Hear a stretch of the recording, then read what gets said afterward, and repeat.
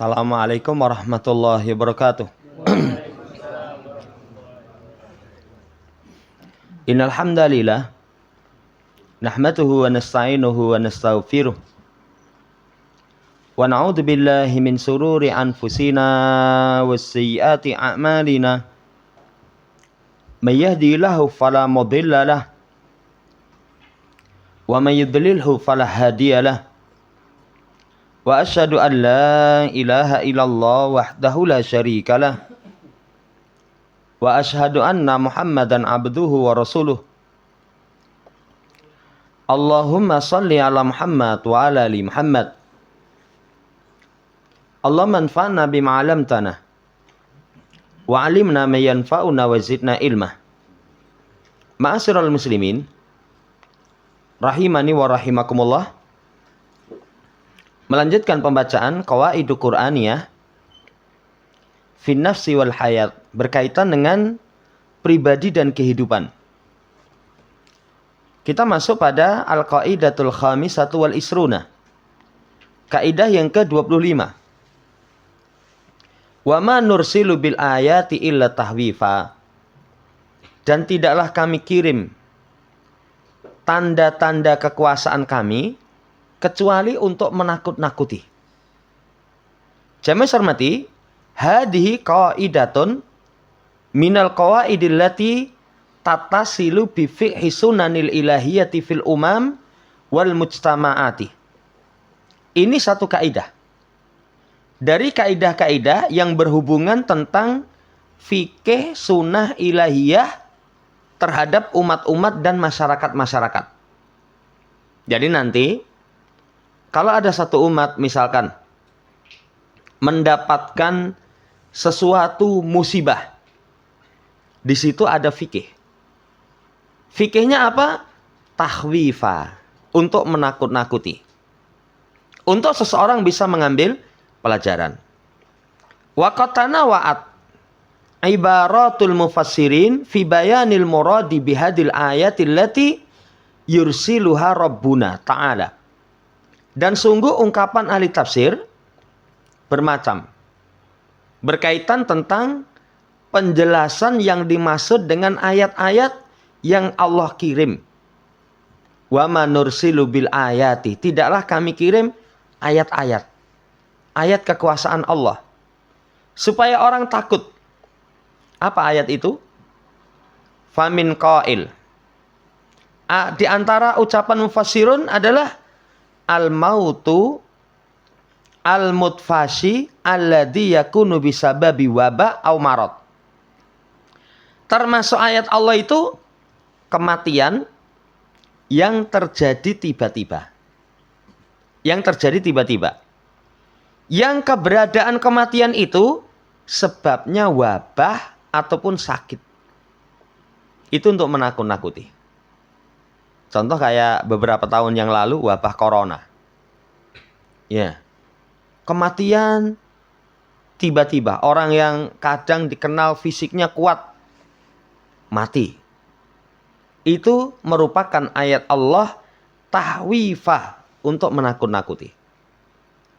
Ini contoh yang pertama. Lebih luas, saudara yang saya hormati, kematian. Jadi bukan karena sebab wabah, bukan karena sebab sakit. Ada orang yang mati min ghairi illah, tanpa sebab. Itu ayat Allah untuk menakut-nakuti kita. Gelo-deloen, namanya kematian itu belum tentu mendatangi kepada orang kok mati toh, kurang olahraga. Enggak itu. Justru ada orang olahraga mati di tempat olahraga. Sing saya lihat terakhir itu di main badminton, ngerti-ngerti geblak bablas. Ya, sepedaan itu juga tahu-tahu jatuh bablas. Saudara yang saya hormati, itu ayat Allah. Itu ayat Allah. Makanya ada kalimat wa kafa bil mauti wa'idha. Cukuplah kematian itu sang pemberi nasihat. Sang pemberi nasihat. Orang kalau sudah diingatkan dengan mati, harusnya dia ambil pelajaran. Oh iya, Kalau sudah mati itu semua akan kita tinggal. Kecuali yang bersama dengan kita, amalan kita. Ini termasuk ayat Allah yang Allah kirim. Pertama, kematian tiba-tiba yang itu sebabnya wabah ataupun sakit. Kemudian pula, di antara ayat itu yang Allah kirim itu, mu'jizatur rusuli. Ja'alahallahu ta'ala tahwifa lil mukadzibin. Mukjizat para rasul. Mukjizat itu kemampuan yang di luar kebiasaan orang. Nabi Nuh alaihissalam kapal. Awal-awal bikin kapal itu semua kaumnya mentertawakan. Apalagi tinggalnya di gunung. Di pegunungan kayak kapal. Ya, wis dinya wah ini Nuh ini stres ini. Ya, itu disepeleke. Tapi ternyata keselamatan hanya orang-orang yang naik kapal Nabi Nuh alaihissalam. Didakwai 950 tahun mendeles. Termasuk anaknya sendiri itu tidak mau beriman, nggak dapat keselamatan. Contoh yang lain, Nabi Musa misalkan, Nabi Isa misalkan, Nabi kita Muhammad sallallahu alaihi wasallam. Semuanya itu untuk tahwifah, supaya takut.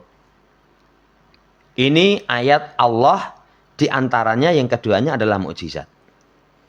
Kemudian di antara ayat Allah itu adalah ayatul intiqam. Ayat tentang kemurkaan Allah. Tahwifan minal ma'asi. Sebagai penakut dari melakukan tindakan kemaksiatan. Ancaman bagi orang yang melakukan tindakan kemaksiatan. Sudah, kalau Allah murka, gak ada yang bisa melawan kemurkaan Allah subhanahu wa ta'ala. Gak ada yang mampu. Gak ada yang mampu. Kalau Allah subhanahu wa ta'ala sudah murka. Sampai yang terakhir itu, mereka, orang-orang kafir itu menghabiskan sekian biaya untuk menghancurkan kaum muslimin di Palestina. Gak habis itu. Tapi Allah kalau berkehendak, cuman berapa hari? 2 hari, 3 hari. Sakotan tek. Tapi ayat yang seperti ini, saudaraku yang saya hormati, kalau memang orang sudah buta hatinya, mereka nggak bisa ambil pelajaran. Ungkapan para mufassir itu nanti ada yang maknanya kematian, ada yang maknanya mukjizat Rasul, ada yang maknanya ayatul intiqam. Kemurkaan Allah subhanahu wa ta'ala. Kalau di tempat kita, banyak tsunami, entek itu. Loh, mana dalil yang menunjukkan itu ayat Allah subhanahu wa ta'ala? Coba lihat. Yang rumah Allah berdiri kokoh. Yang lainnya luluh lantang. Rumah Allah berdiri kokoh. Yang lainnya luluh lantang. Allah sisakan beberapa orang yang supaya orang itu bercerita. Melihat misalkan yang dulu itu yang apa? Yang berlindung di masjid. Ya, mencari keselamatan di masjid itu, lihat air itu kayaknya kayak ada yang giring di samping kanan kiri, nggak mengenai masjid. Itu ayat Allah subhanahu wa ta'ala. Banyak sekali. Ini ayat intiqam. Kemudian Imam Ibnu Huzaimah yubawibu ala ahadisil kusufi biqaulihi. Ibnu Huzaimah, semoga Allah merahmatinya, itu membikin bab berkaitan dengan hadis-hadis kusuf, gerhana. Dengan ucapan babu dzikril khabari ad-dali ala anna khusufahuma tahwifun minallahi li ibadihi. Bab penyebutan kabar yang menunjukkan gerhananya matahari dan bulan itu adalah Allah hendak menakut-nakuti hambanya. Allah hendak menakut-nakuti hambanya. Itu ayat kauniyah. Kalau orang sekarang, wah itu sudahlah gejala alam. Sekarang itu semuanya kembalikan kepada alam. Apalagi orang yang tidak percaya tentang ketetapan Allah Subhanahu wa taala. Sudah, nanti alam yang akan membalas. Siapa yang mengatur alam? yang mengatur Allah Subhanahu wa taala. Termasuk padanya gerhana. Kenapa terjadi gerhana? Allah hendak menakuti hambanya. Wa manursilu bil ayati illa tahwifa. Ini masuk padanya gerhana. Makanya kalau terjadi gerhana, kata Nabi SAW, fafza'u ila sholah. Segera bangkit sholat. Istighfar, dzikir, sedekah. Melakukan amalan-amalan yang bisa mendekatkan diri kepada Allah Subhanahu wa taala. Tapi kalau orang awam malah enggak. Begitu gerhana, wah asik di video, di syuting. Wah ini kejadian langka, enggak mungkin terjadi lagi. Bukannya takut kepada Allah, tapi malah mereka sibuk dengan hal yang seperti itu. Ini saudara yang saya hormati ucapan Ibnu Khuzaimah. Wa kullu hadil ibarati fi tanawu'iha tushiru ila anal ayati la yumkinu hasruha fi syai'in wahidin. Maka semua ungkapan ini dengan bermacamnya menunjukkan bahwasannya ayat Allah itu tidak mungkin bisa dibatasi pada satu perkara saja. Bahasanya ayat ada syar'iyah, ada kauniyah. Ayat kauniyah itu banyak sekali. Banyak sekali. Ya, bahkan nanti setiap kita lewat di situ ada ayat Allah. Ada ayat Allah Subhanahu wa taala. Saya pernah sampaikan kehidupan kita itu kalau Allah berkehendak kita binasa, semua kehidupan kita itu bersinggungan dengan kebinasaan. Rumah listrik. Listrik itu kan wah ngeri itu. Ya, HP ngeri itu ternyata. Di mana itu ada orang meninggal dolanan HP karo dicas. Akhirnya keturun masih ngecas. Kalau HP zaman dulu itu nggak seperti sekarang. Kalau sekarang kebak itu sudah mandek dewe. Kalau dulu panas, jeblok, kesetrum, mati. Sampai di daerah mana itu 2 hari nggak ketahuan. Karena dia di rumah itu sendiri. Bersinggungan dengan sesuatu yang sangat berbahaya. Kalau Allah berkehendak, sesaat kita bisa hancur. Kamar mandi, ono rinso kutah, nggak tahu, mlebu kepleset, kepalanya kebentur lingir, hancur itu. Itu ayat Allah itu. Jadi ayat Allah Subhanahu wa taala di sekitar kita baru membahas tentang al-maut. Semua kita, kehidupan kita ini beresiko dengan kematian. Kalau Allah berkehendak. Ayat Allah Subhanahu wa taala. Apalagi nanti kalau berkaitan dengan ayat di alam semesta. Ayat di alam semesta kayak yang di Los Angeles itu. Kesaksian orang yang di sana. Jadi ada orang Indonesia tinggal di sana. Dia katakan kebetulan waktu itu musim panas yang panasnya itu mencapai 52 derajat kata dia. Wah, panas banget itu. Panas banget. Ya, terjadi kebakaran. Coba lihat di video itu kebakarannya. Kayak ada api dari langit. Mungkin petir atau apa. Siapa yang menciptakan itu? Allah Subhanahu wa taala. Kayak ada bola api yang berjalan. Kemudian setelah itu begitu kebakaran ditiup angin. Anginnya itu kencang sampai 100 km per jam. Coba, itu ayat Allah. Ayat Allah Subhanahu wa taala. Enggak hanya satu. Ya, tapi banyak sekali. Ayat Allah itu banyak sekali. Bahkan orang yang berakal setiap melewati satu tempat di situ ada ayat yang dia bisa baca. Di situ ayat-ayat yang dia bisa baca. Lewat bengawan. Airnya tenang begitu. Tapi nyemplung ya lep. Bablas. Ada ayat Allah Subhanahu wa taala. Lewat gunung. Wah, gunungnya jeblok itu piye. Saudara yang saya hormati, enggak dibatasi dengan satu saja. Wa ma dzakarahu salafur rahimahullah taala. Apa yang disebutkan oleh salaf rahimahumullahu. Innama huwa ibaratun an amsilatin lihadil ayat.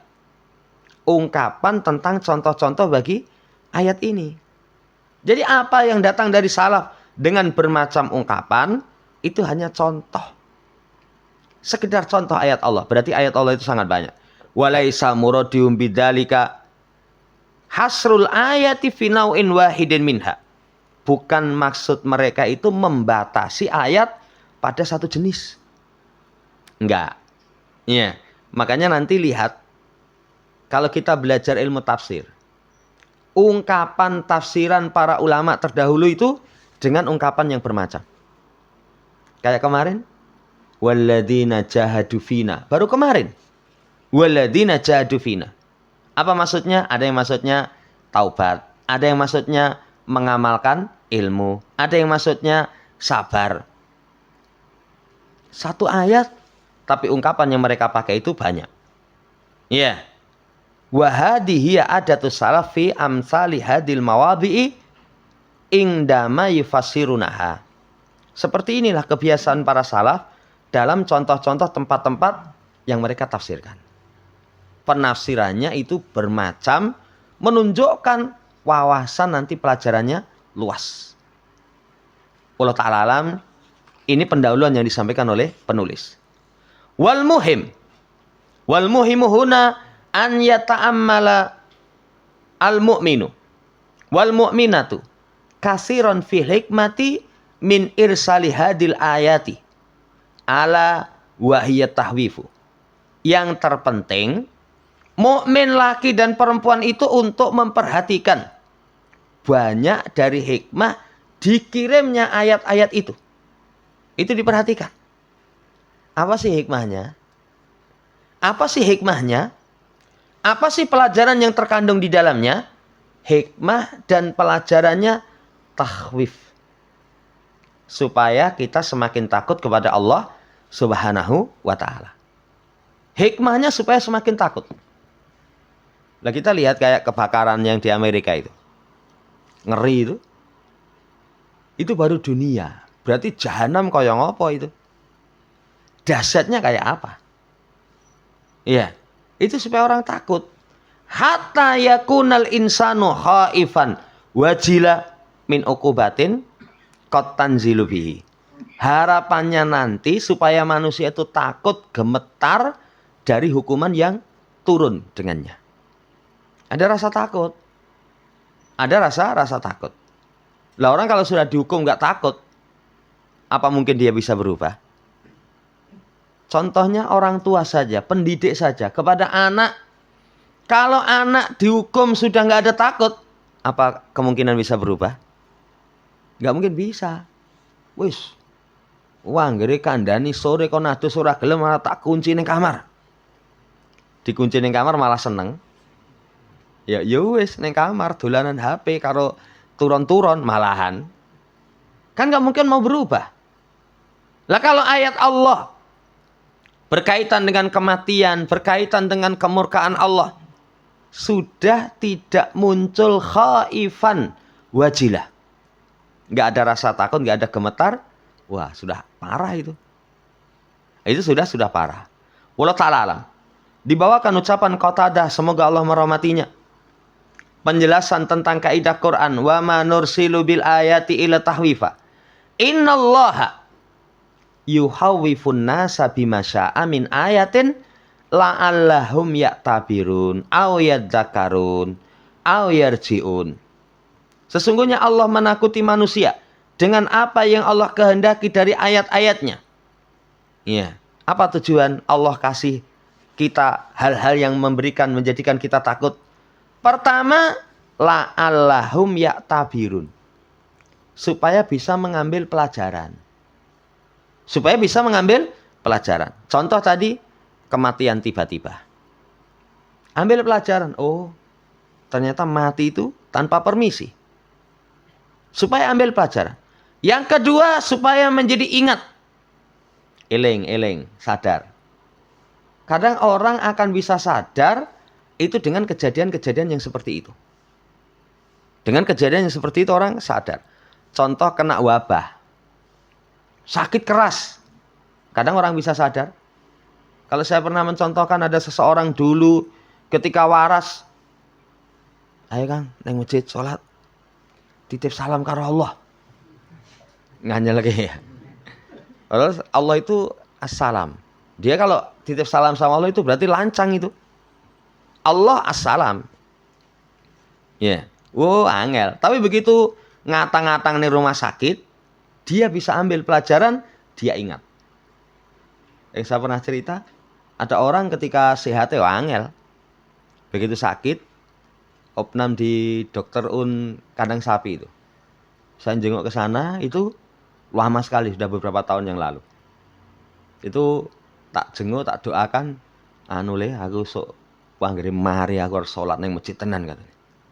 Anggere mari harus sholat nang masjid tenan. Ya betul, alhamdulillah Allah kasih kesembuhan. Setelah itu dia semangat beribadah. Semangat beribadah. Lah ini kadang orang butuh seperti itu.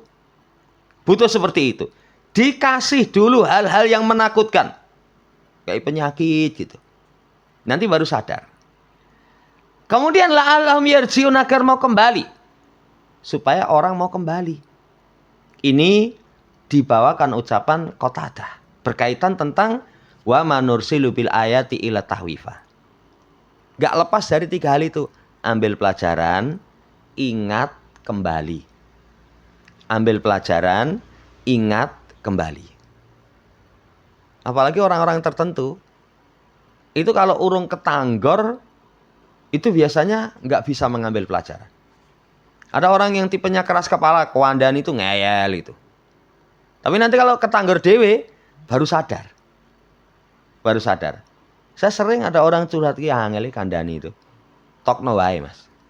Jadi kalau orang kandani angel, tokno wae. Nanti satu saat ketika ketanggor nanti ya dia baru kapok.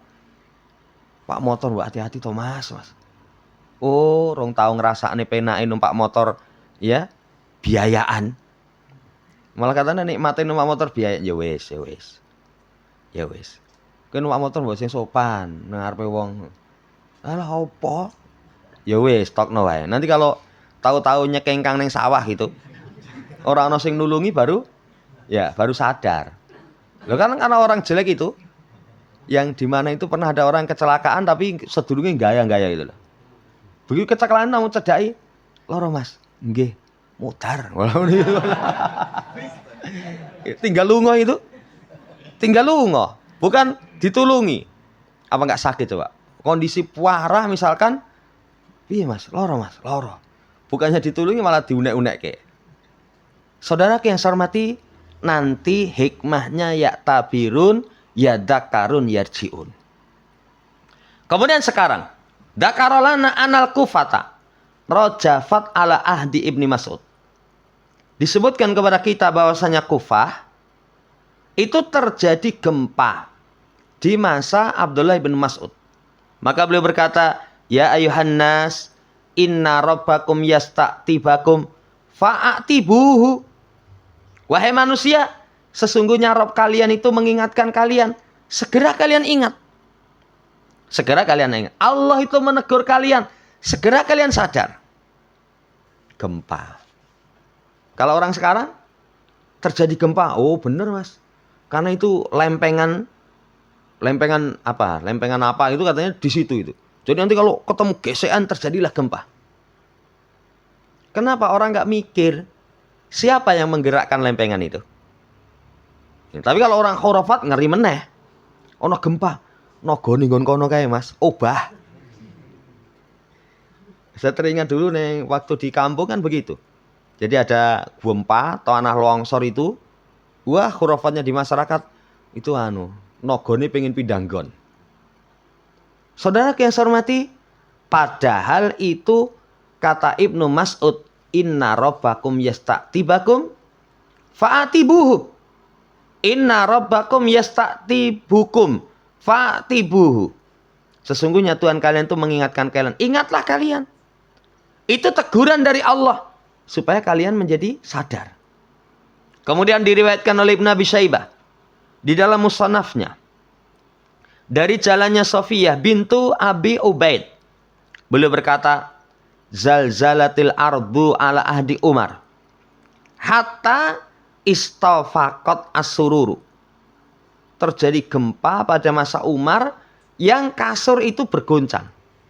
Jadi sampai horeg. Sampai bergoncang. Fawafaqa dzalika Abdullah ibn Umar wa huwa yusolli. Yang itu bertepatan dengan Abdullah ibn Umar sholat. Tapi dia nggak menyadari. Kan kalau orang itu kalau sholat khusyuk luar biasa, itu kadang apa yang di sekitarnya nggak sadar. Ini jangan bayangin itu kelas kita orang sampai lah. Ya. Kalau kita itu bisa sholat seperti para sahabat, masya Allah. Sampai sholat saking khusyuknya, goncang itu nggak terasa. Lawan kita kadang orang goncang saja, kok gelir-gelir. Tiba ini luwe. Iya. Tapi kalau Ibnu Umar, masya Allah sholatnya luar biasa. Kalau membahas tentang sholatnya para salaf, wah, masya Allah ya. Ada yang kena panah di tubuh mereka. Kalau zaman sekarang, wes dibius, cabut nggak terasa. Tapi kalau zaman salaf, gimana cabutnya? Saya tak sholat dulu, nanti pas saya tengah-tengah sholat cabutan. Saking asiknya dengan ibadah sholat, panah yang menancap dicabut, itu nggak merasakan sakit. Luar biasa ibadah para pendahulu kita. Nah ketika itu Ibnu Umar sedang sholat, falam yadri. Kemudian khataba Umarun nasa, Umar berkhutbah kepada manusia dengan mengatakan, la in adat la ahrujunna min baini dhahranikum. Kalau nanti gempa ini terulang lagi, sungguh-sungguh aku akan keluar dari ini hadapan kalian. Saya lungos saja lah. Lah kalian tetap maksiat. Bahkan nanti dalam riwayat, apa kemaksiatan yang kalian lakukan wahai penduduk Madinah? Apa kemaksiatan yang kalian lakukan wahai penduduk Madinah? Ini namanya ayat. Namanya ayat berkaitan dengan gempa. Demikian pula saudara yang saya hormati, wa hadza tawarudu fi kalimati salafi fi bayani makna hadil ayah yu'akkidu anna sababal akbara fi irsalil ayat huwa tahwiful ibad. Maka kalimat-kalimat salaf yang disampaikan menjelaskan tentang mana ayat menguatkan sebab yang paling besar. Dikirimnya ayat Allah. Kalau dalam kisah di masa Ibnu Mas'ud itu gempa, di masa Umar gempa. Ayat Allah yang Allah Subhanahu wa taala kirim itu untuk menakut-nakuti hambanya. Nah, kalau sekarang petir, menggelegar, angin kencang, hujan deras. Iya. Kemudian kapan itu juga ada kiriman yang tempatnya pinggir laut di Jakarta atau mana itu, jadi air dengan pembatas ini laut itu sudah melumpat. Itu untuk menakut-nakuti. Untuk menakut-nakuti. Ya. Saudara yang saya hormati, seperti itu. Dikirimnya ayat Allah itu tahwiful ibad. Wa turhibuhum mimma yaqau minhum min dunubin wa ma'asin.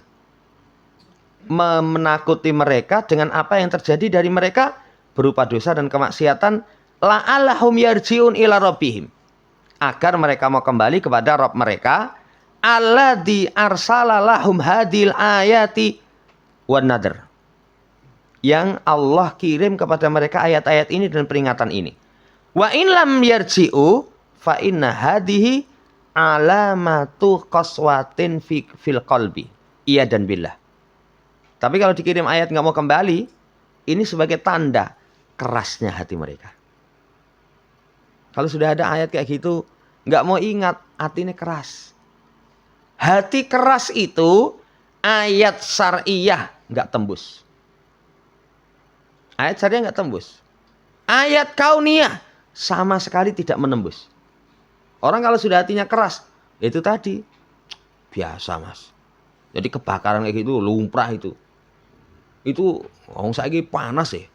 Jenenge panas itu gesekan saja nanti bisa memercikkan api. Bukan diambil pelajaran supaya semakin takut kepada Allah. Gempa, lumrah wong itu memang bawahnya itu lempengan-lempengan bumi. Jadi lempengan itu kalau geser sidik nanti terjadi gempa biasa itu. Kemudian ketika terjadi banjir tidak terkendali, biasa mas. Loh kenapa? Karena sistem pengaturan air yang tidak baik. Semuanya kembalinya ke situ itu.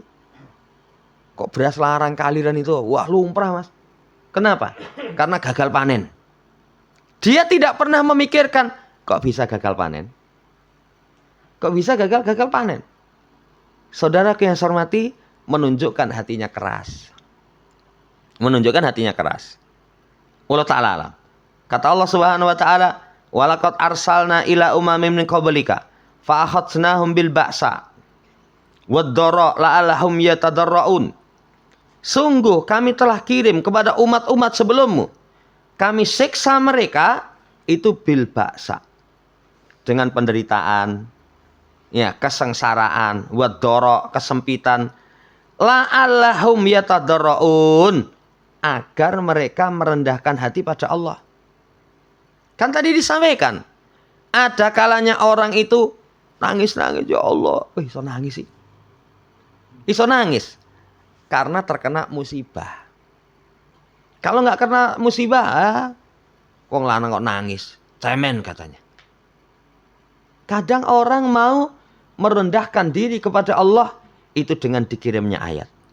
Falaula idja'ahum ba'suna tadarra'u walakin qasat qulubuhum wa zayyana lahum syaitan maka anu ya'malun. Jikalau tidak ketika datang kepada mereka, ya, siksaan ayat-ayat kami kepada mereka, mereka itu tidak tadarra'u, tidak mendekatkan diri kepada Allah, tidak merendahkan diri kepada Allah, karena hati mereka keras. Syaitan membisikkan bisikan-bisikan yang buruk terhadap apa yang mereka lakukan. Berarti cuma dua. Dikirim ayat nggak wedi, berarti hatinya keras. Orang yang beriman, begitu ada ayat, mereka langsung mengambil pelajaran dengan yang tadi awal disampaikan. Ya tabirun, ya dakarun, yarjiun. Mengambil pelajaran, ingat kembali kepada ketaatan kepada Allah Subhanahu wa taala. Falamma nasu ma dzukiru bih fatahna alaihim abwaaba kulli syai' hatta idza farihu bima utu akhadnahum baghtah fa idahum mublisun. Sekarang lihat kelanjutannya. Ketika mereka lupa apa yang diingatkan dengannya, ayat Allah tidak menggetarkan hati mereka, tidak menjadikan mereka takut. Akhirnya kami bukakan atas mereka pintu-pintu segala sesuatu.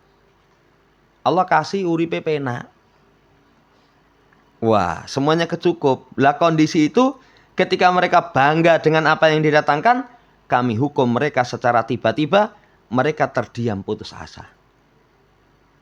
Orang kalau mendapatkan siksaan dalam kondisi di tengah-tengah kebahagiaan, itu sangat menyakitkan.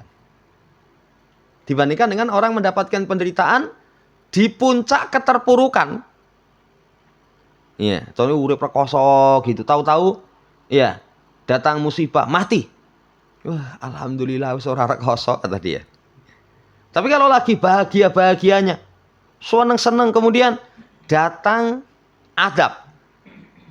Saudara yang saya hormati, itu menjadikan mereka domblong. Ya, pandangan mereka tuh kosong, putus asa. Karena di puncak kedua ini adab yang sangat keras. Ini ayat Allah Subhanahu wa taala. Kemudian walaqad ahadnahum bil adab famastakanu li rabbihim wa ma yatadarraun. Dan sungguh kami telah siksa mereka dengan adab. Maka mereka tidak tunduk dan mereka tidak menahan. Ya, mereka tidak tunduk, tidak memohon kepada Allah dengan merendahkan diri. Itu orang yang seperti itu, orang yang hatinya sudah keras. Hatinya sudah keras. Kalau sampai ayat Allah tidak menggetarkan jiwa mereka untuk takut. Wallahu ta'ala alam, ini dulu, nanti masih lanjut pembahasan seputar tentang Allah kirim ayat-ayat itu untuk menjadikan kita takut kepada Allah Subhanahu wa taala. Demikian. Nah, sebelum ditutup, barangkali ada ditanyakan, kalau bisa kita jawab.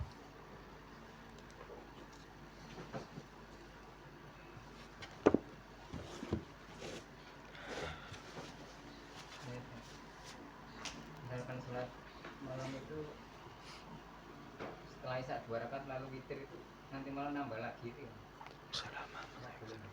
Jadi boleh tapi tanpa witir lagi. Tanpa witir lagi. Jadi ya, saya lebih condong kepada pendapat witir dikerjakan awal boleh. Dikerjakan akhir boleh. Walaupun sebagian punya pendapat witir itu penutup sholat malam. Tapi saya lebih condong pendapat kalau misalkan kita bada isya, sholat witir. Bahkan ada asar dari sahabat. Saya waktu belum membaca asar itu kaget. Jadi ada orang setelah sholat isya itu sholat sunnah 2 rakaat. Kan berarti ba'diyah isya rawatib. Setelah itu berdiri lagi 1 rakaat. Saya itu hampir kan mbah itu. Imbahi lali 1 rakaat tasyahud akhir. Ya, ternyata mereka mengikuti sebagian sahabat. Kalau khawatir misalkan nanti malam nggak bisa bangun, witir 1 rakaat. Kalau bisa bangun nanti tinggal dia tambahkan sholat malam 2 salam 2 salam. Wallahu ta'ala.